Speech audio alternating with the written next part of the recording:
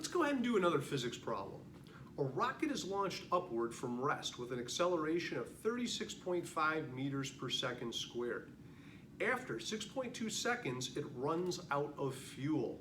What is the rocket's maximum height? So again, you've got to begin to think in terms of physics. Try to visualize what's going on here. Now, most people can visualize the first part of this, no problem. We've got a rocket, and its initial velocity is 0. The rocket takes off, and it goes faster, faster, faster, faster, faster, as it burns fuel and accelerates at 36.5 meters per second squared. That means every second it gains 36.5 meters per second of velocity, and it keeps doing this, doing this, doing this for 6.2 seconds, and then it runs out of fuel. Now, what do you think happens when the rocket runs out of fuel? Does it just stop in midair like that? No. What's going to happen is it's going to continue upward, right? It's going to continue upward, but now it's solely under the influence of gravity. Gravity's tugging on it. There's no smoke, there's no fire coming out of the bottom of the rocket, right? Because it ran out of fuel. So there's nothing to continue its acceleration upward. So what's going to happen is once it runs out of fuel, now it's going to begin to slow down at 9.81 meters per second squared, right? Meaning from that point on, when it runs out of fuel, it's going to begin to lose 9.81 meters per second of velocity each and every second until it comes to a stop. It'll come to a stop for a split second, and then, well, that's where our problem ends, but if we're to continue, it would begin to speed up and fall back to Earth, obviously. All right, so let's think about that, and let's go ahead and draw what's going on. So here's my rocket. There it is, point mass. It goes up in the air, so there it is. And its initial velocity is 0. It's going to accelerate upward with an average acceleration of 36.5 meters per second squared, and it does this for 6.7 seconds. Let me just check my work here. 6.27. Whoops. 6.27 seconds. All right, there we go. And it runs out of fuel. Again, the rocket doesn't just stop here dead in its tracks. It continues to move upward as it slows down, slows down, slows down, slows down, stops. So let's go ahead and draw another segment to our diagram. There it is. Now eventually the rocket does stop, and that's where our problem ends, right? That's where our problem ends. And I do know the acceleration here. What's causing the acceleration here is the rocket fuel being burned or combusted. Once we run out of that fuel, that number is no longer valid. And the only thing causing this rocket to accelerate, in this case decelerate, is gravity. The acceleration due to gravity, 9.81 meters per second squared. Now we've got to be extra careful here. Again, I like to define my initial direction of motion as positive. So that means I am going to make the upward direction positive. Time is always positive, so we don't really need to worry about that. But look at the acceleration here. Is that positive or should it be negative? Well, this acceleration is in the upward direction. We're going faster, faster, faster, faster, faster upwards. So I defined up as positive. That's going to be positive. Now we run out of fuel and we're under the influence of gravity, solely of gravity. Gravity is what's doing the accelerating here. And which direction does gravity want to pull all objects? Down. It wants to accelerate objects down towards the surface of the Earth. So I am going to put a big negative in front of that 9.81. Let's see. I don't know what this velocity is. Don't know what that is. I could probably find it if I wanted to. And we're actually trying to find the displacement or the height to which this rocket reaches. I want to find how high does it go above the surface of the Earth before it gets to 0. Now again, you have to be careful here because you cannot find that in one equation. You can't do it. There's two different things going on here, two different accelerations. So we've got to break this problem up into two parts. This is going to be our first part, and this will be our second part. So what we're going to do is this. I'm going to find this displacement, I don't know, maybe we'll call that x1, and then I'm going to find this displacement, maybe we'll call that x2. And if I add those two together, that is going to be my answer. That's going to be the total displacement or the total distance, right? They're in the same direction, so they're going to work out to be the same number. All right, so we got to start somewhere. It doesn't matter if you start here. I guess I'll start here. And I'm going to write down this equation. Let's see, what do I got here? I'm looking for, I got to have displacement in my equation because I'm looking for that. And I think I'm going to use this one right here. Displacement equals the initial velocity times the time plus 1/2 at squared. So I'm going to go ahead and use that equation. I'm looking for this. My initial velocity is 0, so far so good, plus 1/2.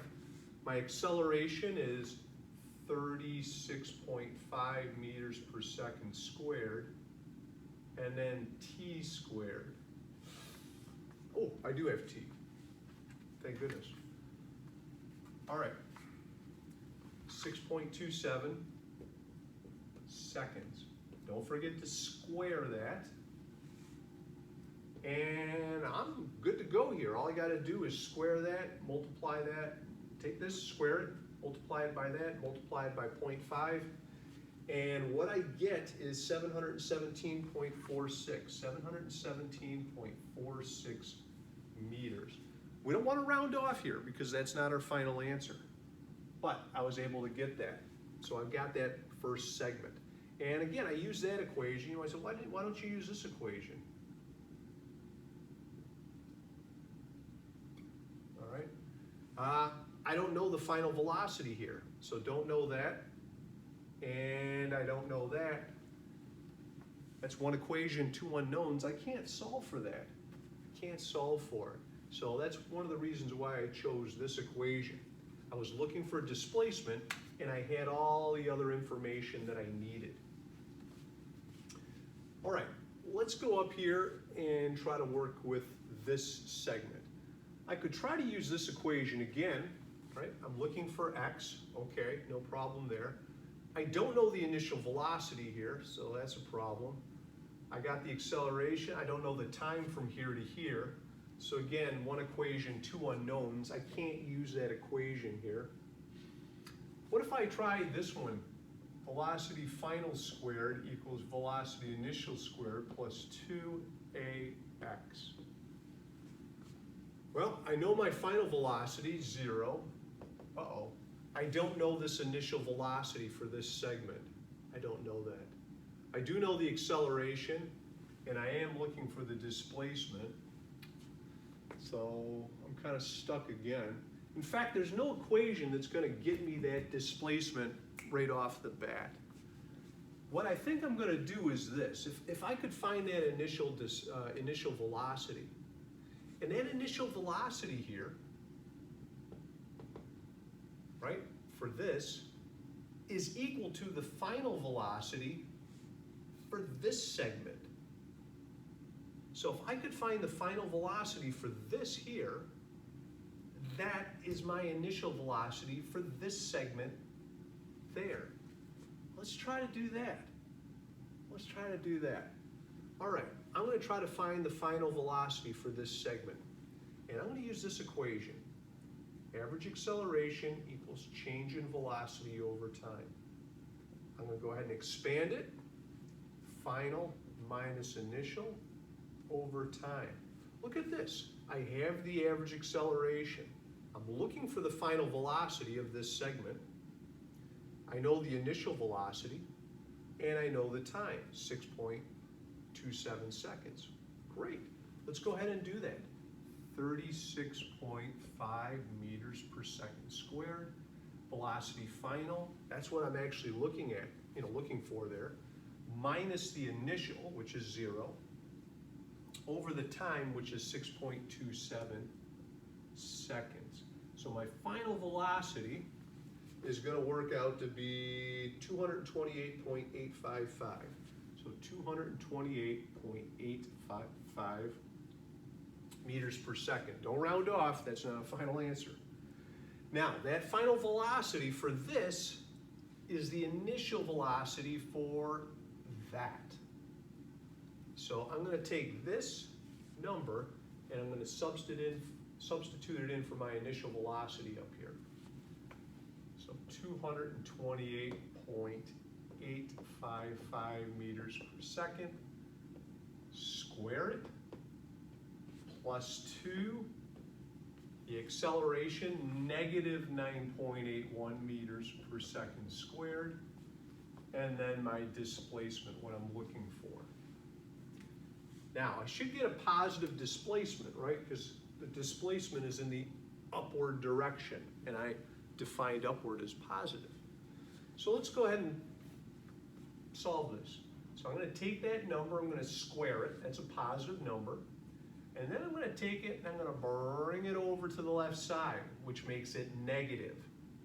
And then I'm going to divide this, which is going to be a negative number, into that. So two negatives give me a positive. So I'm going to have a positive displacement there. And in fact, it turns out to be 2669.45.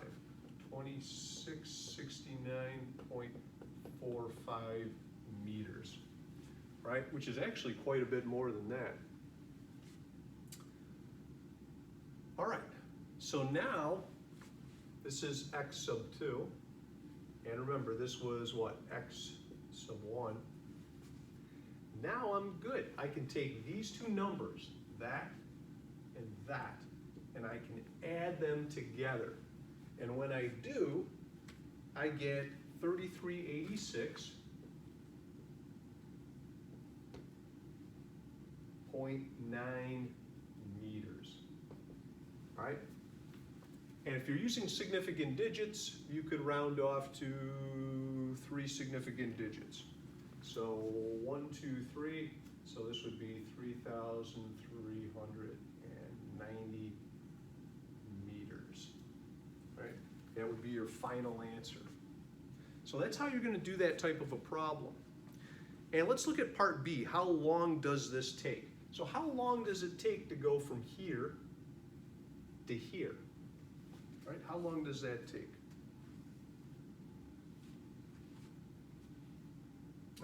Let's see what we want. How long does it take to go from here to here? Well, the nice thing is we've got what? T1 already. So if I can find how long it takes to go from here to here, let's call that T2. If I could find T2, then I just take these two times, add them together, and I'm good. So how am I going to find that? Well, I have the velocity here. I have the velocity here. I have the acceleration. I also have the displacement. There's probably a couple different equations I could use. I'm going to pick an easy one, and I'm going to do it right over here. So I'm going to use this equation. Average acceleration equals change in velocity over time. Average acceleration equals final velocity minus the initial over time. And remember, I'm talking about this right here. I'm trying to find that time of this segment right there. And our average acceleration is negative 9.81 meters per second squared. The final velocity is 0, minus the initial velocity, which we found right here. So this is the initial velocity for this segment. So I'm going to put that in, 228.855 meters per second over the time. Remember, time should always come out to be positive. So think about that. I'm going to multiply both sides by t. T's cancel out. And then I'm going to take that and divide it into that. So I'm dividing a negative number into a negative number. That's going to give me a positive time. That's what I want. And when I do that, I end up with 29.6 seconds when I round off. 29.6 seconds. All right. That's going to be my rounded off number. All right. That's going to be it for another physics problem.